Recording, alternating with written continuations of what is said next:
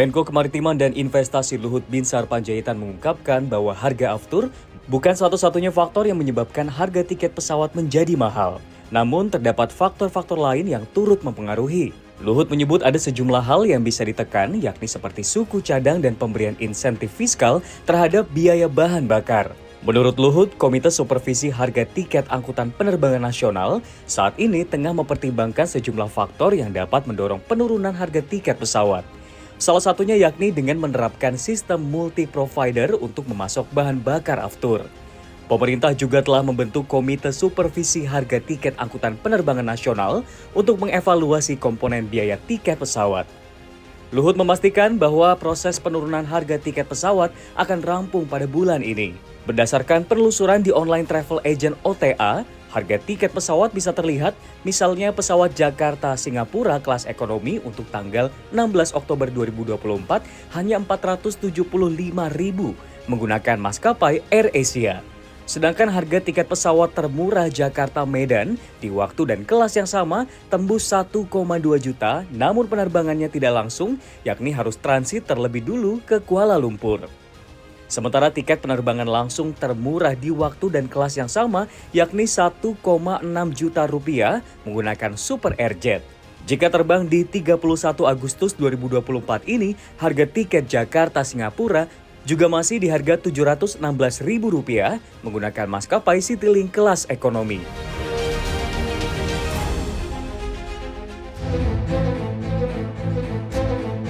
Rosan Ruslani menghadap Presiden Joko Widodo untuk pertama kalinya usai ditunjuk sebagai Menteri Investasi Kepala BKPM. Usai menghadap, dirinya bercerita diberikan sederet titah dari Jokowi. Salah satunya yakni untuk melanjutkan pemenuhan target investasi yang sudah dicanangkan, yakni mencapai Rp1.650 triliun. Sementara realisasi investasi saat ini mencapai 50,3%, berikut sederet titah Jokowi lainnya untuk Rosan, di mana titah Jokowi lainnya yakni Rosan diminta untuk melanjutkan realisasi investasi untuk mendorong hilirisasi, baik di sektor mineral seperti nikel, bauksit, hingga hilirisasi di sektor pertanian dan perkebunan. Titah yang ketiga dari Jokowi adalah Rosan diminta menjaring investasi di sektor semikonduktor, di mana saat ini komoditas semikonduktor sedang banyak dibutuhkan di seluruh dunia, dan Rosan menyebut Jokowi ingin Indonesia jadi salah satu pemain besar semikonduktor.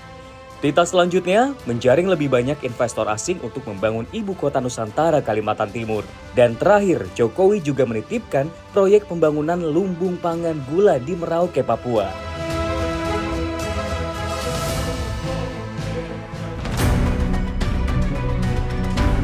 Dua bulan jelang turun tahta, Presiden Joko Widodo kembali merilis kebijakan yang tidak biasa.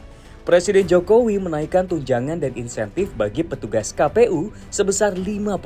Hal ini diumumkan Jokowi saat memberikan sambutan dalam acara konsolidasi nasional kesiapan Pilkada Serentak 2024. Jokowi menyatakan permohonan maafnya karena kenaikan tunjangan kinerja baru bisa terrealisasi saat ini setelah tidak pernah disesuaikan sejak 2014. Padahal menurutnya tugas KPU sangat berat mengawal pemilu dan Pilkada Serentak.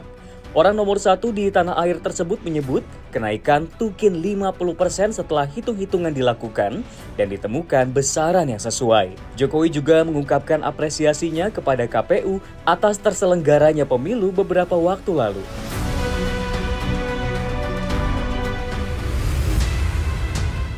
Pemutusan hubungan kerja atau PHK belum berhenti mengguncang dunia.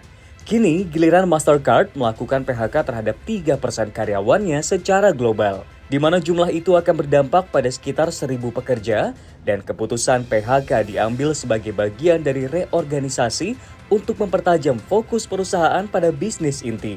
Per akhir 2023, perusahaan yang berbasis di New York, Amerika Serikat tersebut berdasarkan laporannya memiliki 33.400 karyawan. Sebagian besar dari pegawai yang terdampak akan diinformasikan pada kuartal 3 2024. Pada Juli 2024, CFO Mastercard Shahin Mehra mengatakan perusahaan bakal mencatatkan biaya restrukturisasi dalam satu kali sebesar $190 juta Amerika Serikat atau setara 2,94 triliun rupiah dalam 3 bulan yang berakhir pada 30 September 2024.